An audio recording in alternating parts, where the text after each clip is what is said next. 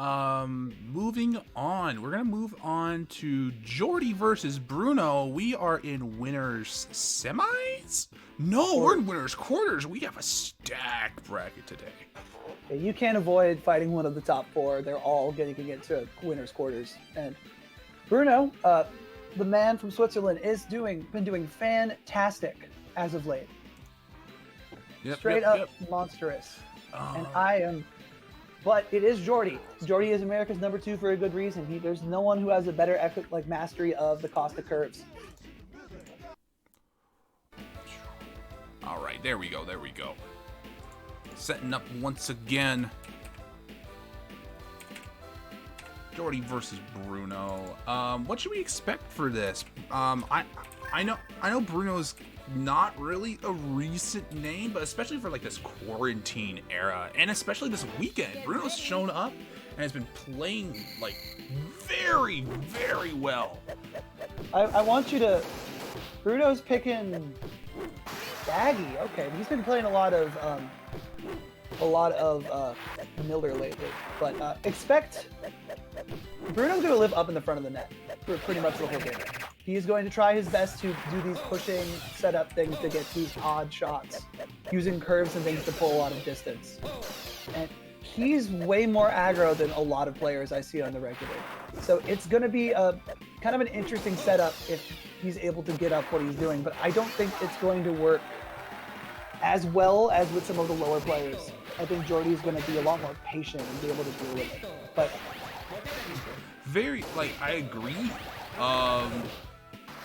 I'm more concerned, why, he's choosing not to go Miller in this set, presumably. Is this his adaptation? Is this his answer to Costa from playing, these past 2 days? Is this what he's come up with for his solution? Or is this what he's been doing all weekend and we just never knew? I don't know if he just has both characters doing different matchups.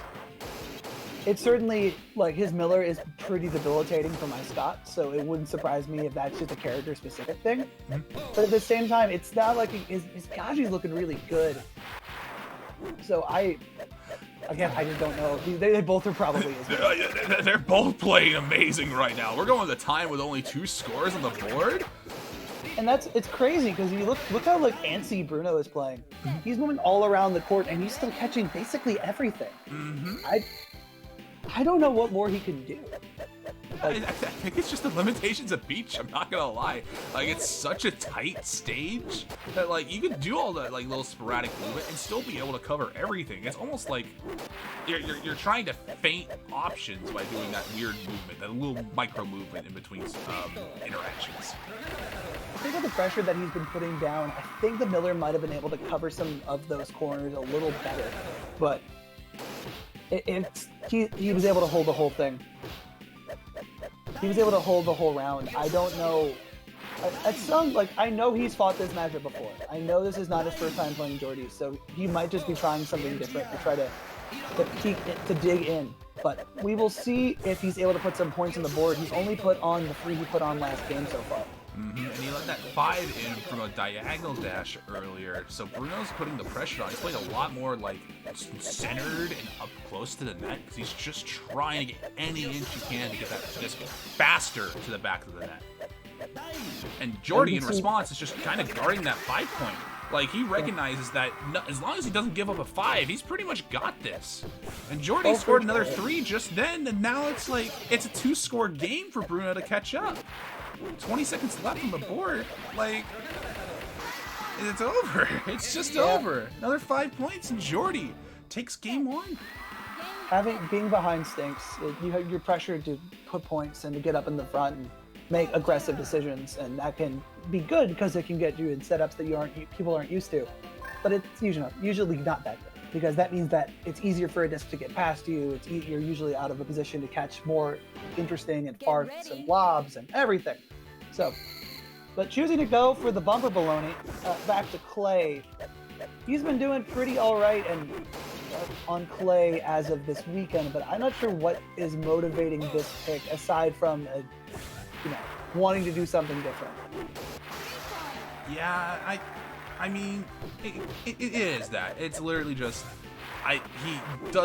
he's just trying out something new for this set. And I appreciate the clay pick because this, in my opinion, is Biaggi's best stage. Like that ambiguous curve he just did to thread the needle between the two bumpers, that was insane.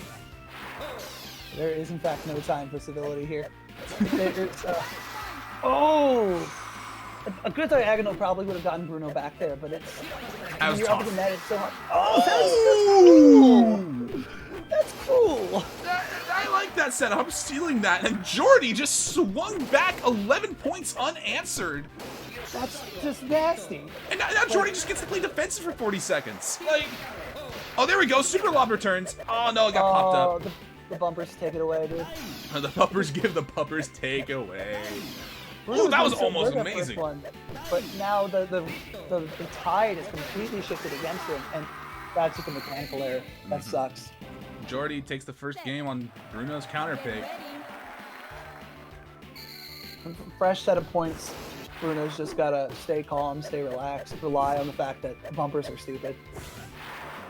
I respect that. I respect that we're both up against the net. Get out of here. We're going back to neutral instead of trying to slug it out. Geordi recognizes that if he makes any like small little mistake, Bruno can just kind of run away with it. That was nutty. That was a nutty turn one serve. Good catches from both players. I would never. I wouldn't have got that either. Ooh. They're, like with the high level players, you can find when both players are up in net. You're kind of just not powerful. You have to make a statement. You want one of the two. You have to make a statement. And supersonic shot after supersonic shot. Both players are using these bumpers to their advantage. These wacky double bumps. Oh, good return. No, come on. Almost That was a good cool. setup.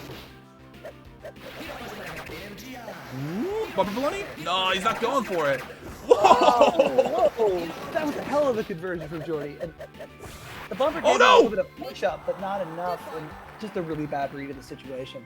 Bruno already knew as soon as he did that first dash that he couldn't catch that. Dude, just like, God dang it, gotta move it back. He's got 25 seconds to get something on the board. He's definitely feeling the time more than he's feeling the 2 points, and there we go. That's why, because he needed 3 points to take the lead anyway. He can't take a tie. Bruno ahead by a point. He got 5 points. That's gonna be that set. That's gonna be that set. Yeah, there's nothing he can do. He's got two. There's no, even if he scores, there's nothing really. Well, I mean, he can. I mean, there's a chance now. The smart thing would have been to just lame it. Oh, he just lets it land. 2 points doesn't matter. Bruno goes up another game. Yeah, with 10 seconds on the board, that first pop-up, he should have just let it hit the ground. But lucky him, the bumpers decided to just let him have it anyway. The bumpers give and take. You know it. Set 3 of this clay counter pick. Ooh, good defense. I would have got that, I'm not gonna lie. Oh, for sure. Oh! The bumpers decided I'm catching this. Oh, he threads the needle and Bruno was able to recover from that. Oh no, the double bump for 5! Both of these players are using that middle ground to get some crazy angular fraction. And up until then, they were both doing a good job of doing it. And now the bumpers have decided they will be no longer participating in this game. Sorry to say. Clay is a 3-player game. You, me, and the bumpers. The bumpers have to decide if they want to play. And after that crazy set of things, honestly, sometimes it feels like they really do have a consciousness of their own. It's like, I've done enough for you. That was an odd bump there. Oh, here we go. More super. Ooh! Oh, and Geordi covers it. He just recognizes, hey, 3's okay to get past me. I'm going to keep the 5. Sometimes it's just good to just like, I don't know where this is going to go. I'm just going to push the button. Oh my God, that was so much tricky. That was real stinky. Geordi still caught it though. That's. Both of these lobs have been really good at trying to catch their opponent unaware. And that setup was nasty. Geordi threw him to the corner, and then Bruno's like, I'll take the bait, throw it straight. Geordi throws it to the other side, and Bruno was nowhere near it. It was a bad idea to just charge the net straight forward. And as I said, with all that time remaining, Bruno loses because of the lay mount. And Geordi does the same trick Bruno did to him. Geordi wins 2-0. Bruno definitely did not make that easy, but Geordi comes out unscathed, and we'll be moving on to winners 3.